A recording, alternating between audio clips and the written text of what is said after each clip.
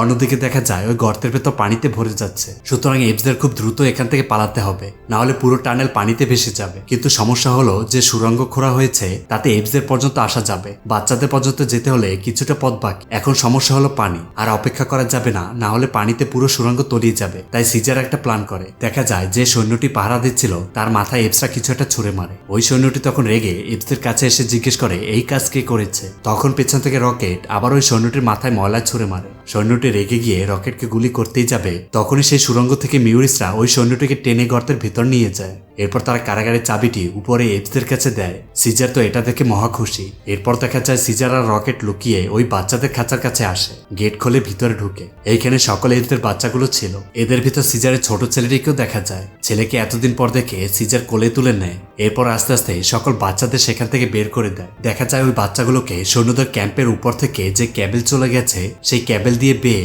এপসদের খাঁচার ভিতর নিয়ে আসা হয়। বাচ্চারা ওই ক্যাবেল বেয়ে যাচ্ছে, নিচে তো সৈন্যরা পাহারা দিচ্ছে। তাদের চোখ এড়িয়ে বাচ্চারা কেবল বেয়ে এপসদের কারাগারের ভেতর চলে আসে, কারণ এই কারাগারের ভিতর রয়েছেই সেই সুড়ঙ্গের মুখ। এরপর এপসরা সকল বাচ্চাদের সুড়ঙ্গের ভিতর পাঠিয়ে দেয়। এইভাবে এক এক করে সকল বাচ্চাদের বাইরে নিয়ে আসা হয়। এরপর এপসরা সবাই যাবে। এপসরা সবাই এক এক করে সুড়ঙ্গের ভিতর ঢুকে যায়। পরিশেষে বাকি থাকে সিজার আর রকেট। কিন্তু সিজার তাকিয়ে আছে কর্নেলের রুমের দিকে। রকেট এসে সিজারকে বলে তাড়াতাড়ি যেতে হবে, কিন্তু সিজার তাকে চলে যেতে বলে। অন্যদিকে দেখা যায় ব্যাড এপস সকল বাচ্চাদের সুড়ঙ্গ থেকে বের করছে। হঠাৎই তখন ক্যাম্পের ভেতর অনেক গোলাগুলির শব্দ সাথে বোমাবাজির শব্দ শোনা যাচ্ছে। ব্যাড এপস দূরবীন দিয়ে দেখে দূরে আকাশে কিছু বিমান এগিয়ে আসছে। তারাই ক্যাম্পে আক্রমণ করেছে। ক্যাম্পে থাকা সকল সৈন্যরা তখন যুদ্ধের জন্য বাইরে বের হচ্ছে। সৈন্যরা কর্নেলকে ডাকছে, কিন্তু কর্নেলের কোনো সারা শব্দ নেই। সৈন্যরা সবাই দৌড়চ্ছে আক্রমণ থেকে বাঁচার জন্য। তারাও পাল্টা আক্রমণ করছে। এইদিকে সিজারকে দেখা যায়। সিজার চলে এসেছে কর্নেলের কক্ষে। সিজার কর্নেলের রুমে ঢুকে দেখে সব জিনিসপত্র এলোমেলো অবস্থায় পড়ে আছে।